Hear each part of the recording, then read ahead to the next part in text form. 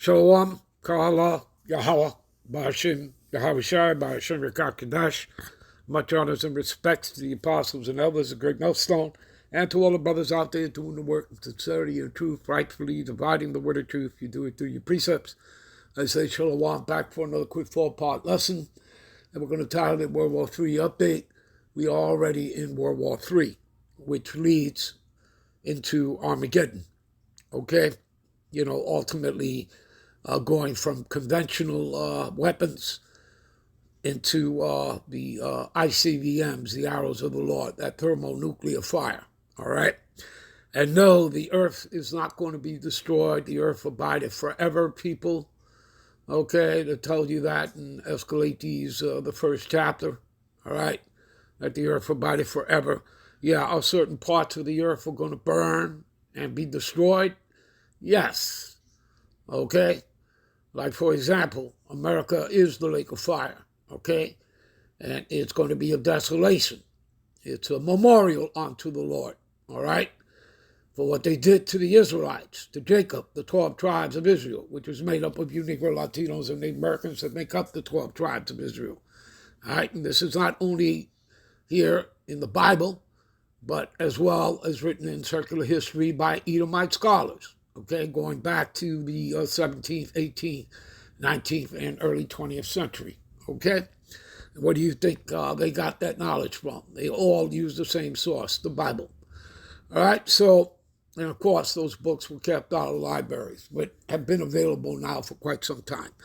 Anyway, okay, the two targets are really, again, America, Babylon the Great, and the corporate state of Israel. And they shall both be made desolations. And you read that in Jeremiah 49 and 20, as well as in Jeremiah, 50 and 45. All right, basically saying the same thing. Again, the Bible's repetitive, whether you're reading from the old, what's written in the new, it's simply repetitive, okay? It's repetition, okay? Like any good teacher, you teach through repetition, all right? Anyway, Revelations 9 and 12. One woe was past, talking about World War I, and behold, there come two woes more thereafter, right? Meaning World War II and World War III, okay? And we're in World War III, which leads to Armageddon. Let me give you another precept. Give me a minute. This is Revelations 11 and 14. And the second woe is past. That would be World War II. That ended in 1945. And behold, the third woe coming quickly. And again, we are already in World War III, people. And don't take it from me. We're going to listen to a clip that runs about a minute from Lawrence Wilkerson, Colonel Lawrence Wilkerson, you know, retired colonel, all right, on Danny Haifang's podcast, along with, he's there with Larry Johnson, former CIA analysis. All right, so let's get to the video. Give me a minute. We are already in, mark my words, we are already in World War III. We're in the opening stages of World War III. And this war is going to be fought. And it will be fought, whether it starts in Southwest Asia, in the Arctic, or continues in Ukraine and spreads, or whatever. It will be fought in order to stop the same thing Britain and France were trying to stop years and years ago. The overtaking of the American empire by China and its other friends. That's what we're involved in right now. The difference, the salient difference today and then, is we have nuclear weapons. This is a very, very dangerous World War III. And to have Trump in the chairman's seat, so to speak, is an utter disaster. Yeah. We are already in World War III. All praise. All right, give me a minute.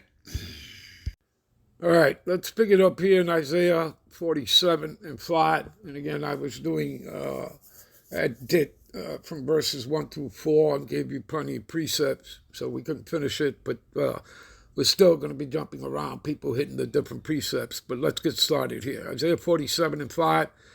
Sit thou silent and get thee into darkness, O daughter of the Chaldeans, talking about Babylon, the daughter of Babylon, which is spiritually also known as spiritually Sodom, as in Sodom and Gomorrah, spiritually Egypt, all right, spiritually Syria, all right, you understand? For thou shalt no more be called the Lady of Kingdoms, all right, talking about America, Babylon the Great. I was wroth with my people, all right, I have polluted my inheritance, okay, his people, Jacob is the lot of the Lord's inheritance, all right, where do we read that? Deuteronomy 32:9, okay? It doesn't say that the whole world is the lot of the Lord's inheritance. It doesn't say all 18 nations. It doesn't say Edomites, Moabites. It says Jacob is the lot of the Lord's inheritance, the 12 tribes of Israel, all right? So I was wroth with my people. I have polluted my inheritance and given them into thy hand, and thou didst show them no mercy. Hello. And what does it say in James 2:13? He shall receive no mercy who gave no mercy. Okay? So the Edomites are not going to receive any mercy. They're going to have it worse than all the other nations because they're all going to go into captivity, a remnant of them. All right? Because this world was made for many, but the world to come for few. Okay? And when the kingdom of heaven is ushered in, okay, it'll be ushered in. You know what? We'll get back to that in a moment. We'll be right back with parts 2, 3, and 4. Shalom.